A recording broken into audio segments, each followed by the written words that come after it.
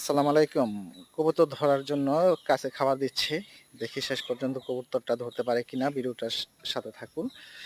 আমার ২ টা বাবা, আমার মানে ২ টা ভাইয়ের ছেলে বসে সকালবেলা কবুতরের খাবার দিচ্ছে। বলতেছে কবুতর ধরবে।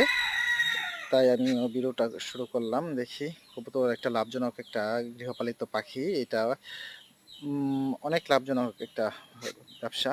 যা অনেকে কবুতরের ফার্ম দিয়ে স্বাবলম্বী হচ্ছে। যারা বেকার ছিল তারা বেকারত্ব গোছাচ্ছে এই কবুতরের ফার্ম করে। এরই পরিপ্রেক্ষিতে আমার ভাইস্তারা কবুতর কিনছে অনেকগুলা কবুতর। ১ম এ ৬ টা কবুতর কেনা হয়েছিল। ৬ টা থেকে এতগুলি কবুতর হইছে। আর বাচ্চা তো এভাবে বিক্রি করি। এ ধরনের অনেক কবুতর আছে তার। তাই সকাল খাবার দিচ্ছে দেখেন। কি সুন্দরভাবে খাবারগুলো খাচ্ছে। কবুতর নাকি ধরবে। এজন্য ২ জন বসে রয়েছে কবুতর ধরার জন্য। দেখ দেখতে থাকেন দেখি কবুতর ধরতে পারে কিনা। আসলে অনেকটা চালাক কবুতর দেখেন। কাছে খাবার দিচ্ছে তারপরও ওর কাছে যাচ্ছে না কবুতরগুলি।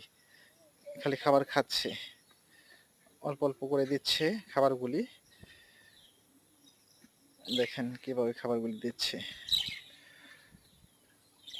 যদি ভিডিওটা ভালো লাগে অবশ্যই আমার চ্যানেলটা সাবস্ক্রাইব করবেন, পাশে থাকা বেল আইকনটি বাজিয়ে দিবেন।